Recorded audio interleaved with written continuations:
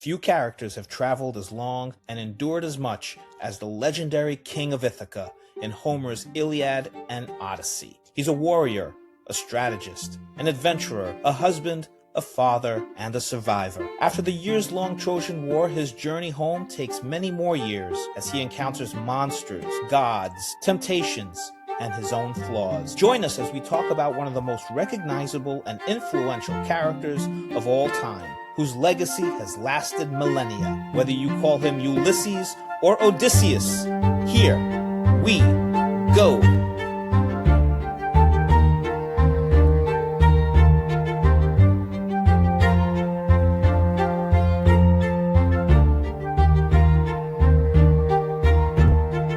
And here we are again for another episode of Greatest Characters in Pop Culture History. I am Nick, and my guest today is Amy Fry, who you recognize from our episode of Romeo and Juliet. We're going to talk about the Odyssey and Odysseus. Welcome, Amy. Hi, you cannot get rid of me. I know. You were on vacation, and now you found your way home, unlike our friend Odysseus, who was lost for 20 years. So. Yeah, took him, and 10 of those was travel. Allegedly. I have this theory. I was joking to some of my friends. I was like, because part of the Odyssey is storytelling. Mm-hmm. And, you know, it goes back and forward and you have the bard. And there's a point where Odysseus tells his story about where he's been and all the adventures he's been on. And I was joking. I was like, he just didn't want to come home. He just wanted to go out there, hang out with his friends. He was island hopping with goddesses. What a great excuse. They gave me some lotuses. I lost my memory. I forgot, babe. I forgot. But no, I thought that was funny. Yeah. But perfect timing to pick this because as of this recording, the Odyssey, written and directed by Christopher Nolan, is still doing box office boffo, right? I mean, he's just incredible. Numbers, yeah. Yeah. So why don't we start there? Like, what'd you think of the movie? And then how does that fit into what you think overall of the Odyssey? Yeah. So I really liked the movie. I should put it out first. I'm not a classicist. I am just someone who has read the Odyssey probably 10 times. That's 10 times more than most people. I'm just an English major here with some hot takes, but this is not my area of specialty at all. So I can understand where Emily Wilson was coming from when she ripped it to shreds, simply because I do think that much of the magic that is in the Odyssey and much of the brilliance of the language was lost in Nolan's production. But what I did really think was that the cinematography was unbelievable, that despite the fact that it was a 3-hour movie, it moved at a clip and I was interested the entire time. I thought it was great performances by many people and I liked it. I mean, we were all rooting for Matt Damon to get home, as we always are. As we always are. Yeah, I liked it too. I saw it 3 times in the movie theater and I'll probably go again because my son is 13 now and he's been assigned to read part of the Odyssey. Starting him young. Started in high school. But I did like it. I thought it was an hour too long. I thought that first act could have probably been condensed and tightened. But that third act for me was boom, man. That was gold. Oh, yeah. And I liked a lot of the spoilers, but I enjoyed the arc of, I know everyone is making fun of just sad Athena, and I do think we really disenfranchised the goddess of wisdom and war by making her sad girl, beautiful Zendaya. It was like, just kind of Odysseus. That look. You're really disappointing, right? But to make her then one of the temple maidens was brilliant. And I thought that it showed the cost of war in a very interesting way. And I thought that the arc of realizing, even though it was a little heavy-handed at the end, but the arc of realizing that the decisions that you made during a war have affected your civilization to the brink of losing it was very interesting as an arc. Yeah. And I think the heavy-handedness is a criticism that I've heard from a bunch of people. Nolan really, because he wrote it, I think inspired by Emily Wilson's version. Emily Wilson's version. But it's his script, right? His screenplay. And he hits people over the head with names and plot points. I don't think he trusts the audience to understand, which is, I guess, a valid point because I think mainstream audiences do not know most of the mythology except what they've heard in pop culture. Like, I don't think they even know that maybe it comes from the Odyssey. Right. But those kinds of choices, I think, were great. And some of it is kind of subtle. Like there's that moment when they meet the Greek speaking person, like actually speaks contemporary Greek. And the Yeah. first time I saw it, it went over my head. I didn't put two and two together. Oh, this is contemporary Greek. And these Greeks don't understand it. And I Right. thought that was an interesting correlation, right?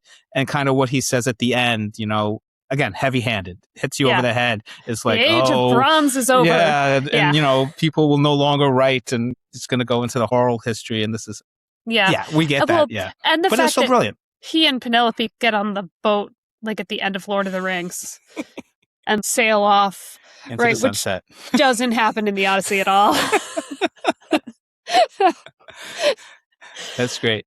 You mentioned Emily Wilson. So you said you read it like 10 times. Which version? Is that your go-to translation? No, so I read it way before her translation came out. Her translation came out in, I believe, 2023?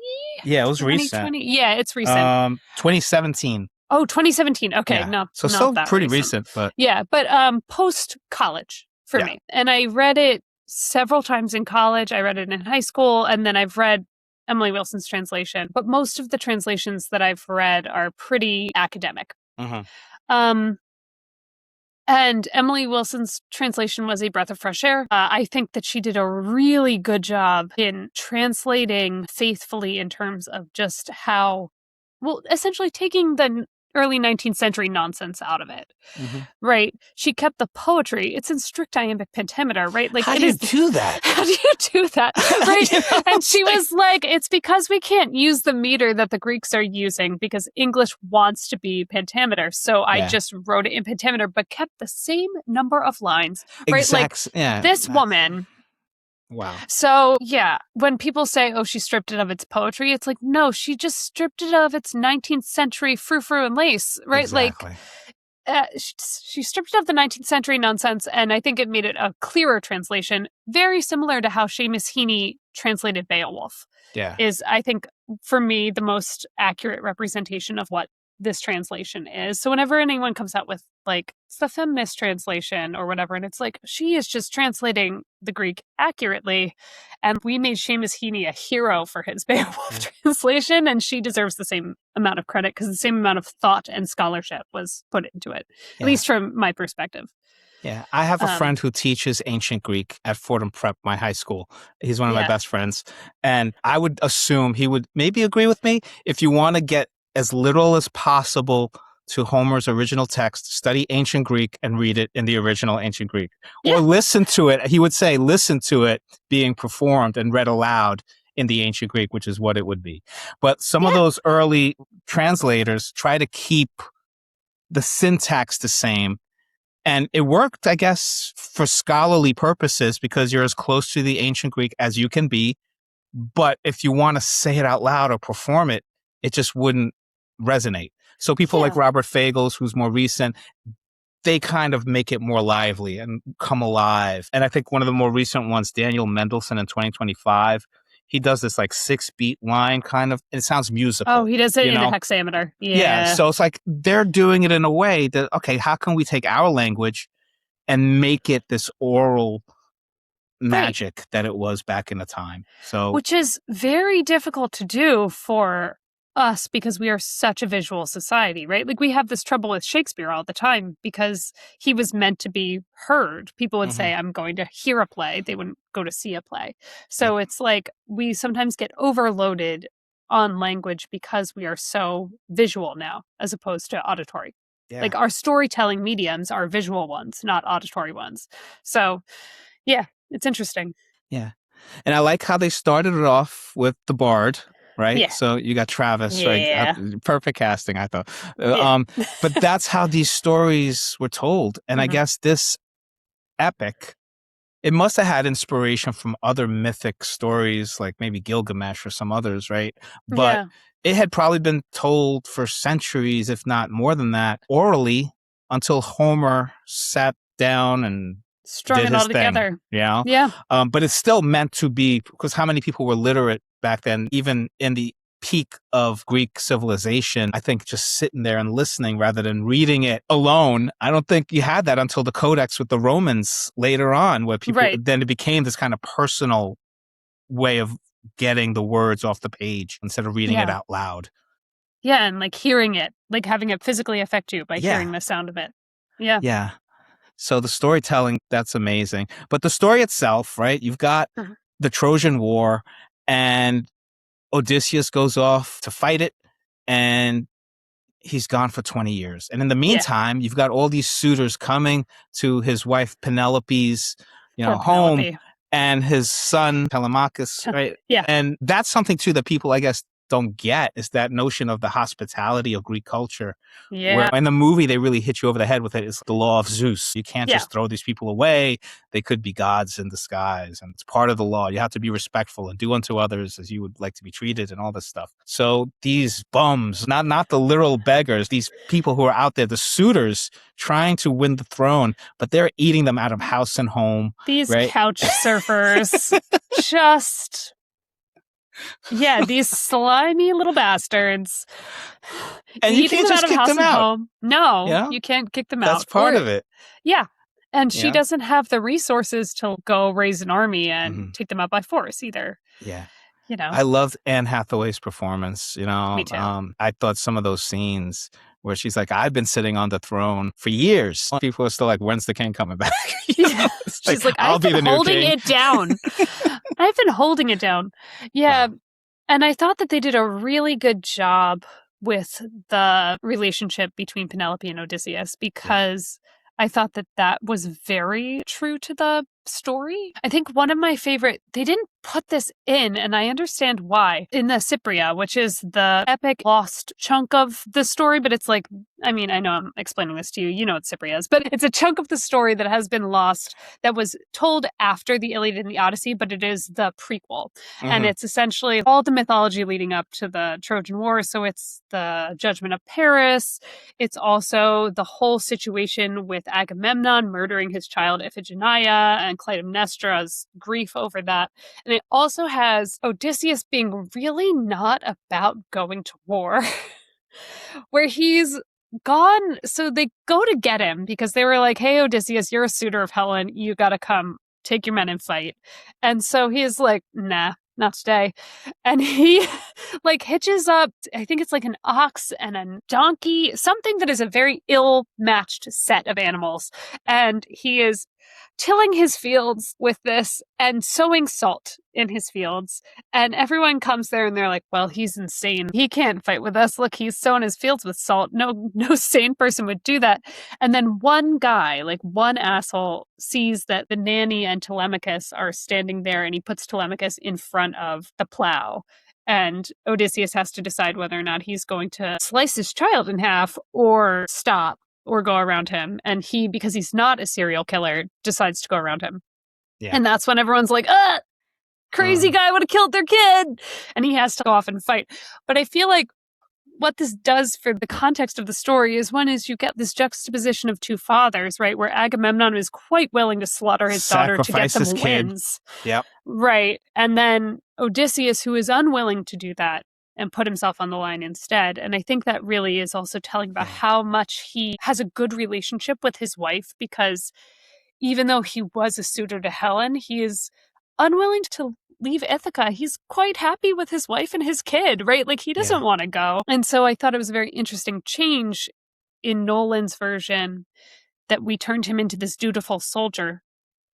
Who still questions it, though. Like, I love that scene at the bed where he's like, I don't want to do this, but where am I going to go? Yeah. And she's like, we'll escape. And he's like, nope, they'll just burn the city down. And, But they do put that on Penelope rather than Odysseus, because I think, well, I know you and I talked a little bit about this before, but I think we very much use Odysseus as a cipher in which to view the current culture, right? So James Joyce used him for a really specific reason, right?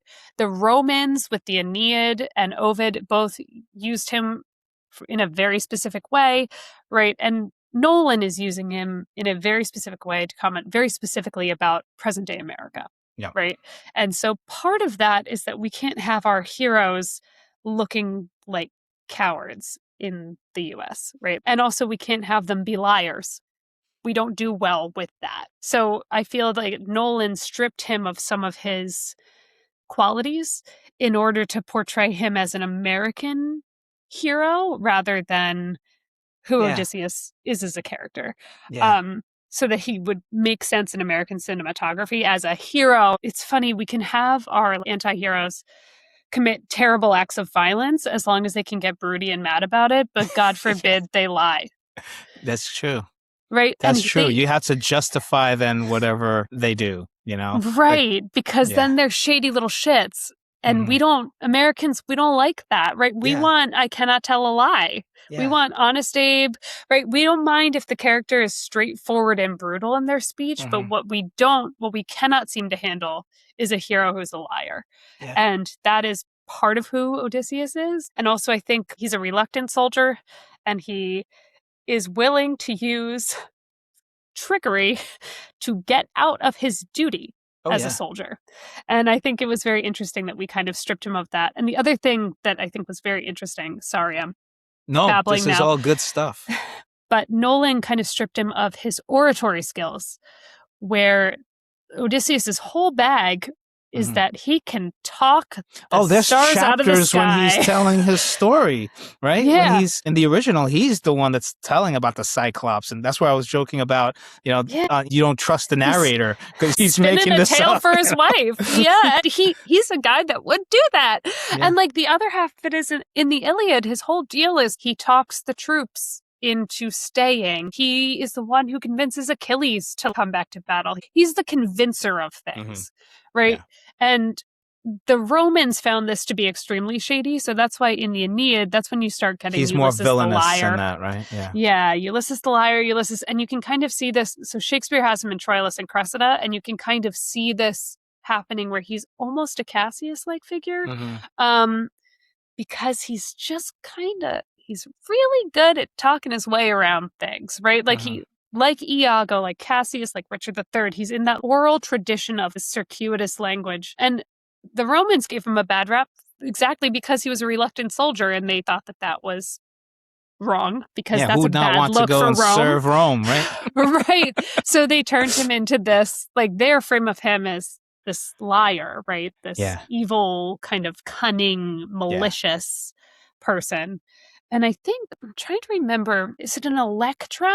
In Electra, he throws the baby of Hector and Andromache off a building.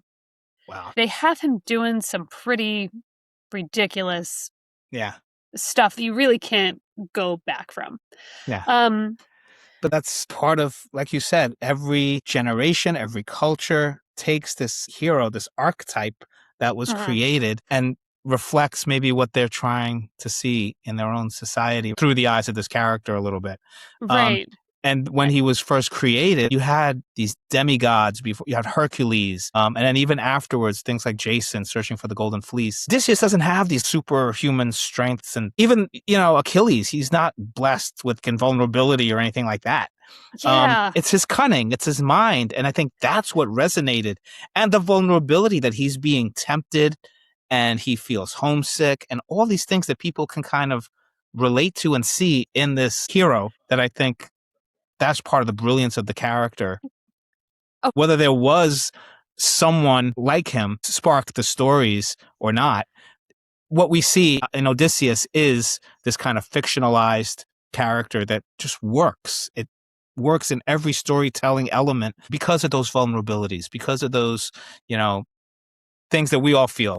We miss our home, we miss our family. That moment, I wish they'd shown it instead of him in a movie where he says, those poems make me cry, right? He starts crying in the original Odyssey. He's crying when he hears the song of Troy being told, and he's remembering all that stuff. He is bawling. And I wish they'd shown that, because that's that vulnerability. It still worked in the movie because that third act was so great. Him just saying, it makes me cry. So. Right, it's like, no, Matt Damon, just cry, buddy. We know you can do it. It's okay. You did it in Saving Private Ryan. You can do it again. Yeah. When I think, just as a start, because again, we were kind of talking about, everyone's mom or dad was a god or demigod, right? Like everyone's dad was Zeus, because you couldn't let Zeus out of the house. Even this, I think, if you go back, it's told that Odysseus, his grandfather, great-grandfather, one of them has connections to one of the gods. One of them's got a god connection, right? Because you didn't have stories that didn't, right? Like, you don't want to hear about people that weren't gods. because what even? But the fact that he's so human and therefore must rely on his wit. I feel Yes. like we have so many. It's the story that you need your children to hear, right? Mhm. Is that you don't have to be the strongest or the biggest or the best warrior or the son of Zeus, right? You Mhm. just have to use your brains to get out. And that's why we have all of the Jack stories in English fairy tales. We Yep. have the Yvonne stories in Russian fairy tales, and Nancy's stories is always this kind of like trickster. You use your brain, Mhm. Hansel and Gretel, right? Like you use your brains, not brawn. Yeah. And I think that's truly a story of survival. And that's Yep. why you need to tell it, because you need to teach your kids. You can survive. Yeah. You can survive anything. And that's a great message. And I think this is where you have someone like Telemachus, Tom Holland, God bless him. You know, we also saw Spider-Man just a little while Bless ago. his What little a Tom summer Holland he's having. boots. He's adorable. He's great. Yeah. I mean, I was annoyed a little bit with some of the contemporary language, like, "Hey, Dad, how you doing, Dad?" Just like, I get it. I understand. Yeah. I'd rather it be that than the British, thous and the which is Yeah. not of the time period anyway. I So think my main problem with this, and this is going to be okay. My main problem with this is that I don't mind some pedestrian language mixed with some heightened lyricism, right? In fact, I really happen to like that style. I don't mind a dad every now and again. But what I do mind is you got to get you some actors who can do both, because poor Anne Hathaway, who is a good actor and who has done Shakespeare, but her having to sort of like grind out in a vocal fry prestige drama sort of way, like, and then we'll carry out into the sunset. And she sounds like she's from LA. And she also sounds like she feels like she's stupid saying the line, right? And you're just Yeah. like, oh, girl, right? Every time Matt Damon had to do anything, you could just tell. Or here, Agamemnon, you put a man in that suit and then he comes out sounding like Paulie from Boston. Like, the problem is it was juxtaposed with John Leguizamo and also Samantha Morton, who had John Leguizamo, who can just fucking do lyric text. This is a hill I will die on. I loved him in this movie so much. He I was was like, so good in this movie. give him the Oscar nomination for Best Supporting Actor, because I didn't even recognize him at first. I was like, is that Marlon Brando? Who's that? Yeah. No. And then he de-aged, like, Yeah. like, wow. But he can do contemporary text. He can do lyric text. It sounds like it's the same character. You don't even notice when he's switching. Samantha Morton's Cersei can just take her Oscar and run out the door. She was amazing. She had like 10 lines, half of which were lyric, and she made that character like, 10 out of 10 notes. Stunning. Yep. Stunning work. But it was just kind of like, ooh. Yeah. If you're gonna be doing that, you gotta either consistency or something, right? Yeah, either get actors with a classical background, or alternatively, really make sure that you're sitting with them doing the text work ahead of time so that they're not at sea with lyric text, which is what it felt like. Not to, again, love you, Anne Hathaway. You did beautiful work in this, and you seem like a lovely human. Yeah, I loved her scenes. I thought it was great. But yeah, the language, that was one of the few pet peeves that I had. And I know some people that didn't like the movie at all, but I didn't like Oppenheimer, and I love Nolan films, but I thought the editing in Oppenheimer was going back and forth. So I was expecting that in this, because that's in the original text. It's non-linear. This was before Lost and everything. Right. Homer did it first. Homer did it first. And they tried to do that with the Calypso scenes. That was a swing and a miss. I'm not going to lie. I hated the Calypso scenes. Yeah. What a waste of Charlize Theron, who did look like the most beautiful human being alive. Yeah. But I mean, she was a daughter of Zeus. And also, he was not there and happy about it, right? Like, it was coercion. He was on that island begging to go home every single day. Yeah. And I know that they kind of merged it with the lotus flowers, but I do feel like they removed the complexity of, again, because we are looking at this as what a hero can be specifically within our culture, right? And I feel like what a hero can't be is a captive on an island for 7 years, right? Being forced as a sex slave. Like, we can't do that to our heroes. We can have them beaten up like James Bond. Yeah. Right, Trapped but in we a can't dungeon. we can't have them in that vulnerable of a position. Which is what, to me, that's the temptation. That's part of the story. You could be tempted to stay with this beautiful nymph, but you're constantly thinking about home. Whereas, just taking a drug and forgetting, okay, you have an excuse. It's like, I didn't really think about you for 20 years. Yeah, I just forgot. And it's like, it's such more of a, well, I feel that it is more of it's a prisoner of war story, right? Like, you're trapped in a place that you don't have any agency over your own person, and you just want to go home. And I think that it would have been an interesting layer to put on. Not that I think we need more stories about sexual violence in TV at all. No, like, I think it's fetishized to the point of it being gross, but I do think it is a POW. They're making these modern parallels with soldiers now with Odysseus, and I think it's a POW story, and it lost a little bit in not allowing Calypso to be not a great demigod, right? Like, she's just there because she's like, well, you're hot, so you're staying, right? Like, And I also thought, like, removing, like, Zeus coming down and being like, Calypso, you gotta let him go, or we're gonna have problems, right? Rather than sort of like thunder in the background, and then she's like, the little subtle thunder. I should let you go home. Yeah, I miss the magic. Yeah. And that's the thing with him. I had a problem with that with Batman a little bit. I love Batman Begins, how grounded that was. And then everybody loves The Dark Knight, but it just became, how do I turn these comic book characters into this grounded universe that I created? So like Two-Face could have been a whole movie, and it became this little epilogue that made The Dark Knight drag a half hour longer than it needed to. And that's how I felt with this. It's like it's grounded throughout, and then you got to show the Cyclops. So the Cyclops, that's a supernatural character, and then they take that story and kind of like condense it a little bit too. Like, I like the whole nobody riddle, in the original, and you lose that a little bit. You can't have him be a liar, Nick. You can't, right? He can't be a liar because heroes don't lie. Yeah, so it's like. Yeah. Why is Poseidon so angry at him? He just, he was trying to save his life. And he shot an arrow, Yeah, which but I'm like, that was so great. And then in the original, he shouts out his name. Yeah, he yells and that's it what at him. Causes him to be like, Poseidon, curse Odysseus. Yeah, curse Odysseus. Yeah, because he's a little shit. Like, because Odysseus is like, by the way, you know who got you? Yeah.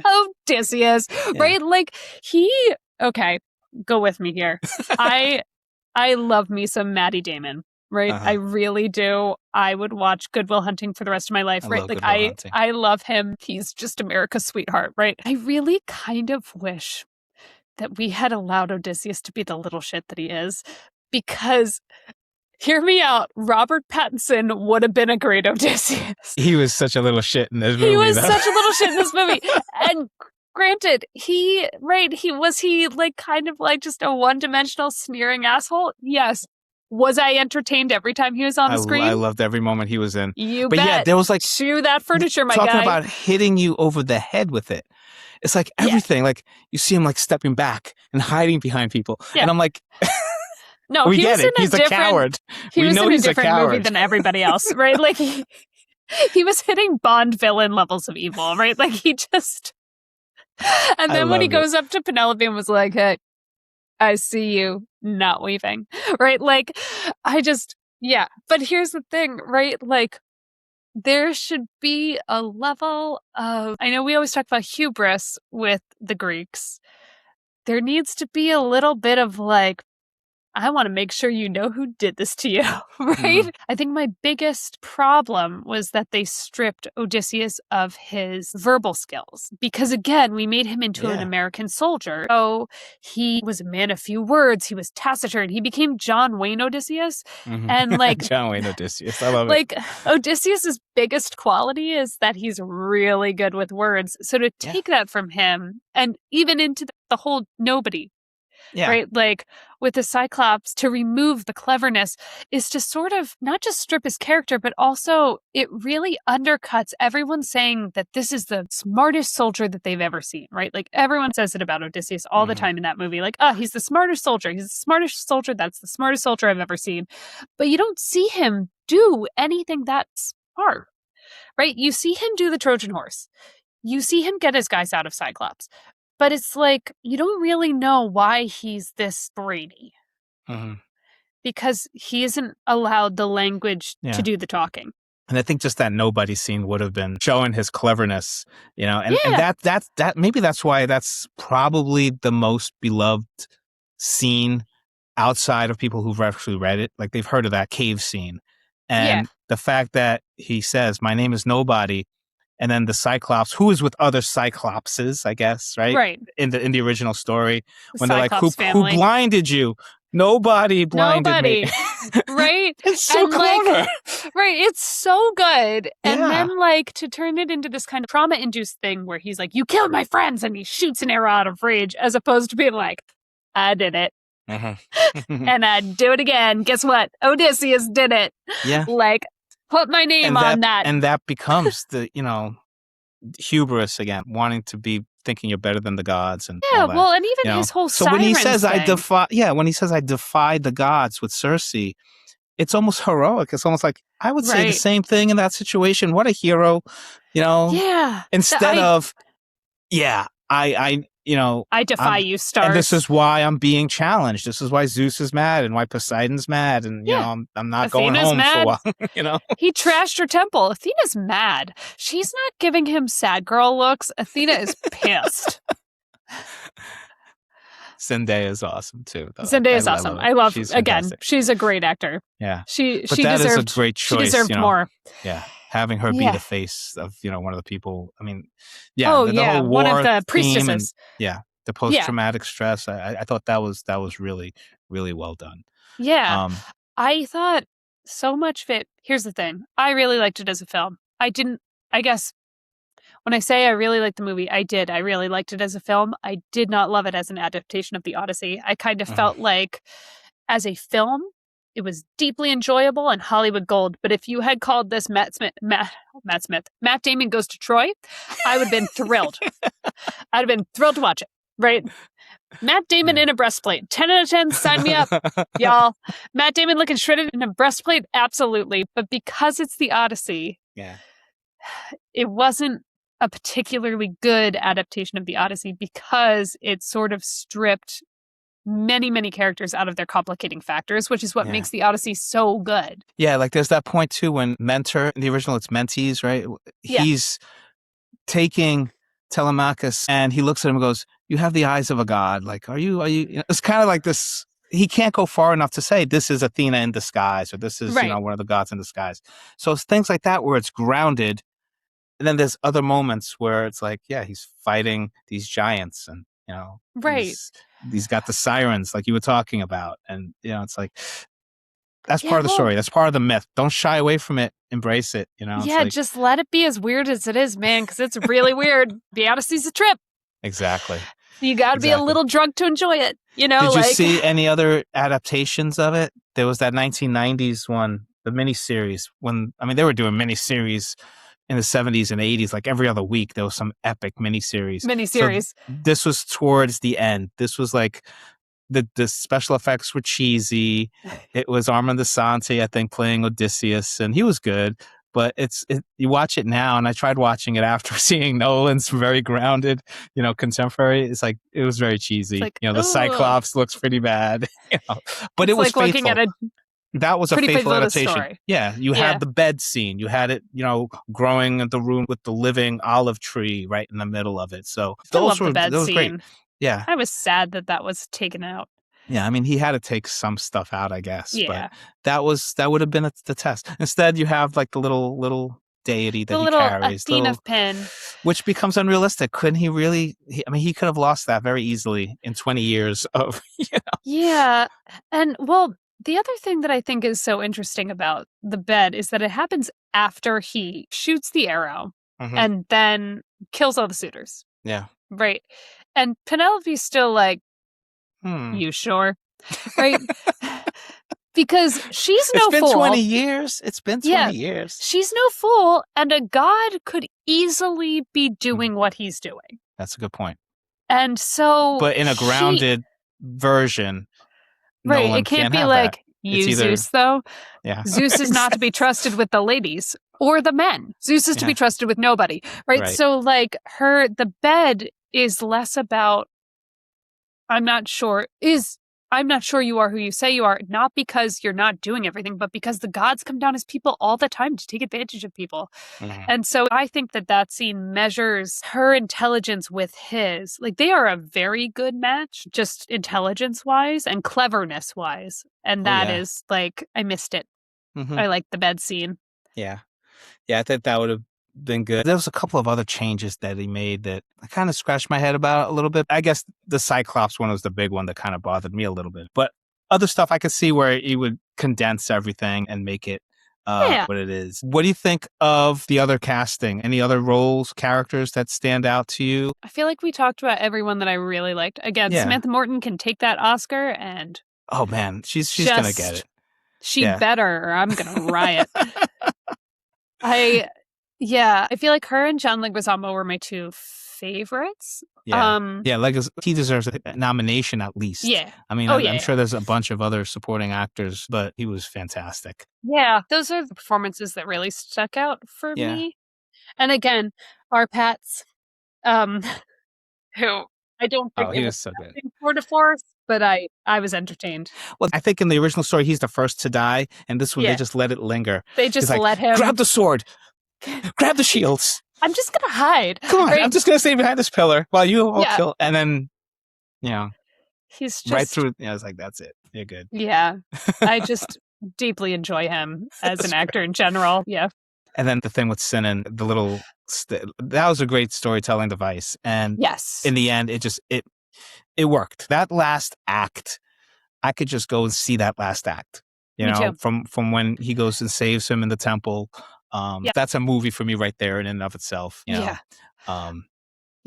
was gorgeous. I also thought that going into Hades was spectacular cinematography. Just spectacular. Yeah.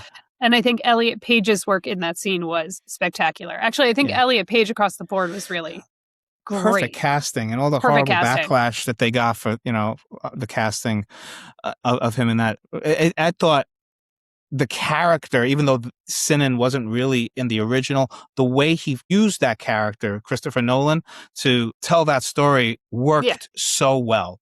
Yeah. Because again, talk about heroism. You had these child soldiers being drafted, people who had no business holding a sword and being in the battlefield, and they did heroic things, and they died heroic deaths, if any death can be heroic, right? So that scene was just amazing. And the fact that he had to then go back and do justice for his soldiers, that he didn't bury properly, and he didn't do all the stuff that, I thought that was brilliant. And that was really good. Me too. But in the original, he sees Ajax and he sees Achilles. And I thought, you can't have everything. You can't squeeze everything into this movie. You talked about how the Romans vilified him. Dante had his circles of hell. And there is Odysseus. Right with the liars. Because of what he did with the Trojan. Yeah. So that's another thing. He's in hell, so he's a villain, but he has this opportunity in the Inferno to give this speech, and he becomes a little sympathetic in that too. It's like, you're still in hell, but we understand now why you're. But we get it. Yeah. But Dante was doing that for a lot of people. Yeah. There's a lot of characters in there. Dante's a little worried about hell. Because many of them had many sympathetic things to say. Oh yeah. He's like trying to justify. He's like, listen. This is why. So we talked about the adaptations. You mentioned some of the other things that were inspired by the Odyssey. So James Joyce did Ulysses, sending it in contemporary times, making the hero just an average, everyday person, right? It's just a guy. What a way to tell that outsider. Story. Yeah. Interesting, right? Like, he made Leopold Bloom just a guy. Right, and then he has Stephen Dedalus there as sort of the soul of Ireland, right? Like this poet, but like Leopold Bloom is in the middle of a pub, just ripped to shreds by the character who's like the Cyclops for being Jewish. And so he has this, like Odysseus, this kind of outsiders, especially because Ireland is like such an insular society, still is, just sort of this ability to perceive the world around him in a slightly different way because he has an outsider's perspective, the way that Odysseus is an outsider from all of his adventures and is therefore a storyteller because of it. And I think that that is the lens that Joyce is. Again, I'm not a Joyce scholar. It's been a hot second since I took a Joyce class. Yeah, so I think like the idea of Ireland creating its own mythology, because at the time that Joyce was writing, right, you're getting all of the Easter uprising and kind of the dark times. There was a real rough period in that time where Ireland was sort of finding its own cultural voice because they were looking for independence from England. So Yeats was creating all of the Irish fairy tales and you're getting all this Irish mythology back. And I think that Joyce does a really interesting thing where he co-opts other mythology to make the Ireland of modern times for him appear mythological in context. Yeah. So that's a great way to explain that. That's the best I've heard it. So good job. I'm so glad. Meanwhile, if my kids ever have to read Ulysses by Joyce, I'm going to be like, watch my podcast, see what Amy has to say about it. Watch it, and then that 1,000 Joyce scholars come from my neck. Right? Like that is not what it is about at all. That's awesome. I do really, I like James Joyce a lot. So it was interesting to think about the Odyssey. Once I started digging into what went wrong with Nolan's version for me as an adaptation, then I started digging into like, oh, but the Odyssey is used as a tool to look at culture. And Nolan is 100% doing that with specifically contemporary American culture and how we view war and how we view soldiers. Yeah. And he's doing it within the context of the Odyssey. And that's pretty cool. I see what you're doing there, Nolan. Yeah. I see you. And, whether it's the Coen brothers with Oh Brother, Where Art Thou? The most any of these faithful adaptation. Which at first I was like, I didn't even know this was the Odyssey. I was like, what the heck am I watching? It's so good. His name is Ulysses, Nick. You should have figured it out, I guess. But I was like, okay, sirens. I get the sirens. Cyclops, the one-eyed guy. I get it. I would. Okay, this is a hill I will die on. George Clooney's Ulysses is as God and Homer intended, right? Like, he is slippery. He is he's just kind of like, he's wily. He's got ego. I am obsessed with, it is such a faithful adaptation. Yeah. And it has all the weird that the Odyssey has. And I love that. So I love Oh Brother, Where Art Thou? I mean, everything about it is just really good. The music is 10 out of 10 no notes. Yeah. Yeah. It was perfect. And then we had Margaret Atwood do a version from Penelope's perspective in 2005. I haven't read it. I haven't read it either. And I was thinking that I should. Yeah. Margaret Atwood. How bad could it be? She's awesome. I know, right? She's amazing. Yeah. And then Madeline Miller did Circe, right? So that was the bestseller, Yeah. And I think people who hadn't really followed mythology, like you said, Percy Jackson, all these other places, there's these parts of the story and Greek mythology that are so part of our pop culture. And they were being written down by Homer based on the cultural ideas of the time. So it still resonates. And then the Romans took that and turned it into their own mythology, basically, exactly the same, just changed names. Yeah. And I think it's just so interesting to see what side of the story you were influenced by, right? Because it's like Shakespeare was probably reading the Aeneid. Right. So that's why Ulysses is the way he is in Troilus and Cressida, as opposed to more like how he is in the Odyssey. Yeah. It's just you can see where or Dante also probably got, right. That's why Ulysses is a liar. So it's interesting to see what lens you're reading and why and where the influences are. Exactly. And then there weren't that many adaptations that I found. You would think more people would have made movies. The very first Italian feature film was L'Odissea, based on the Odyssey. So I did not know that until I started looking up. But it was a black and white silent movie in 1911, and it was based on the Odyssey. So the first feature-length film in Italy was based on the Odyssey. So that was pretty cool. And then there's a version with Kirk Douglas and Anthony Quinn. I've seen trailers for it, but I've never seen the whole movie. So now I got to look that down. It's called Ulysses. That was another Italian production with American actors and so on. And that movie influenced a lot of the sword and sandal stuff from the 1950s and 60s, all the great, Jason and the Argonauts and Cleopatra and all that stuff. This movie with Kirk Douglas set the trend in terms of the style and the way those kinds of stories were told. Odette to the Odyssey. Again, if you want to get a good laugh, watch the 1997 NBC TV miniseries, The Odyssey, with Armin Asante, Greta Scacchi, Isabella Rossellini as Athena, Vanessa Williams as Calypso, Bernadette Peters as Circe, and Eric Roberts as Eurymachus, right? So, yeah, Bernadette, you can't go wrong. If Bernadette's in it, it's got to be good. No, I love me some Bernadette. And Vanessa Williams. It's like essentially Vanessa the Williams was Brandy fantastic. Cinderella all over again. Exactly. They just looked at that casting and went, yep.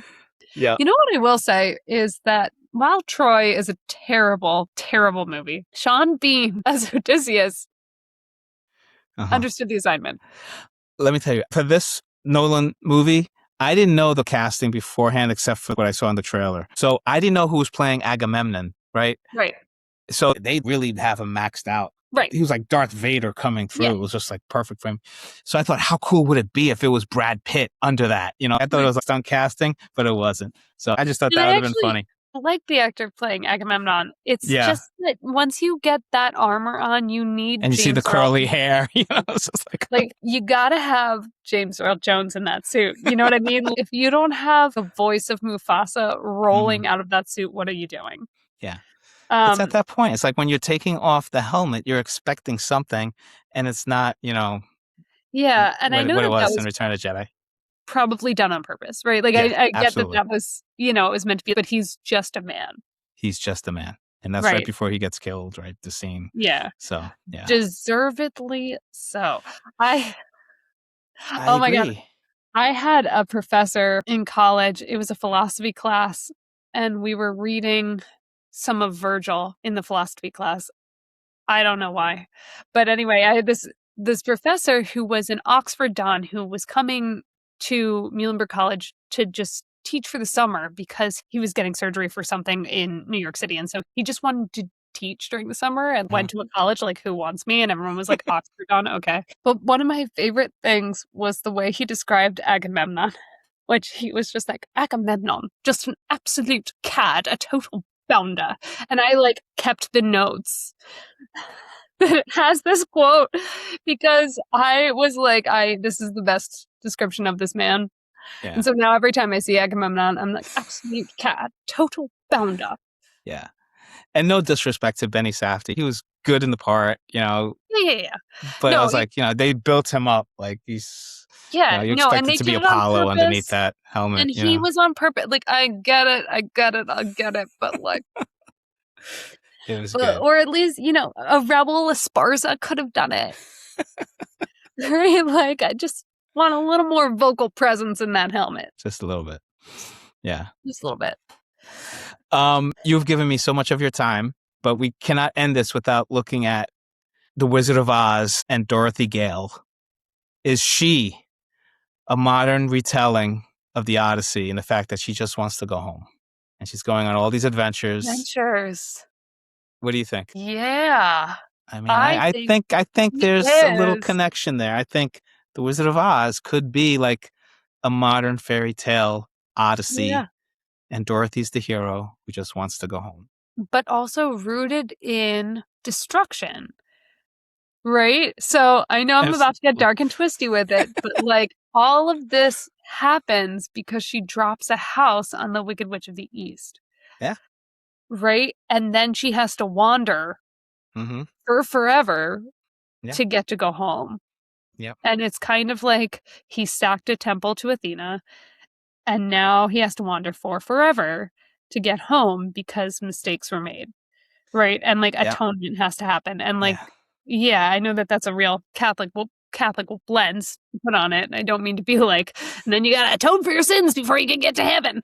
But like, there is a certain level of you did a bad thing and the gods are going to make you pay for it for a while. And not that like Dorothy killing the Witch of the East. How do I put this? I can't be like, well, it's not like it was that bad, but like in the moral context of The Wizard of Oz and not Wicked and not like anything else, right? Like that was kind of like Glinda being like, you saved the Munchkins. Exactly. Right. But even so, it was destruction that caused wandering. Yeah. And I think that makes her an Odysseus. I see. This should have been my thesis for my master's degree, but I didn't think of it till just recently. So. I mean, that's a great thesis. Mine was on whether the kettle text can appropriately measure if stroke patients can go home safely. So That's great. Yeah. So Odysseus, just to wrap it up, he's also been the prototype for any kind of hero that's like that clever protagonist that uses the trickster wit hero. instead of like, so Sherlock Holmes owes a debt to the Odyssey, and James Bond, and we can go on, Indiana Jones, so many others, right? Would we for James Bond? Does he use his brains? Or does he just use his gadgets? He does use gadgets, I guess. But he sometimes has to, use his mind and know when to use the gadget, Yeah. No? Well, we're going to have an episode about James Bond at some point. So, oh my gosh, can I come on for that? You certainly can. I've been trying to find somebody for that. And you would think James Bond, everybody would be jumping through hoops, and nobody wants to do James Bond. Oh my God, Nick, here's the deal. Nick. I'm serious. Next one is James Bond. So my husband is, okay, so in Finland, I know I've taken up so much of your time. No, you're not.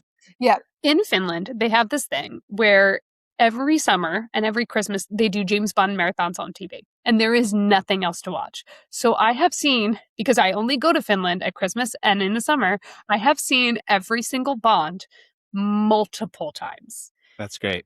So Patrick's kind of obsessed with it. And then on top of it, I designed a James Bond-themed honeymoon for us. So I did a ton of research. Yeah, I got like a real MI6 folder. We had missions. Every single place that we went, he got a new mission.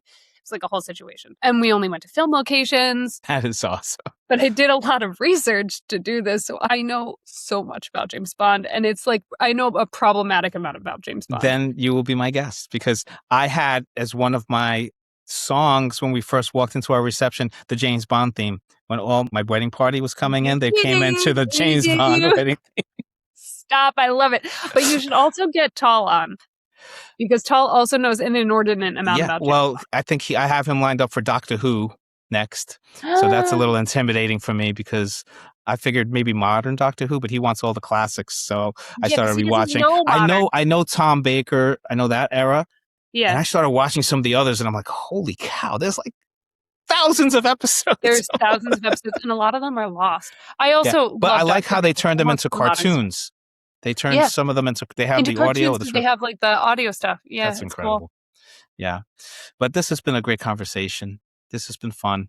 And Dorothy is Odysseus in modern times. So done. Thank you to Amy Fry, my guest today. If any of you are watching and have something else to say about the Odyssey, please leave a comment, share this with your friends, and tune in next time for greatest characters in pop culture history.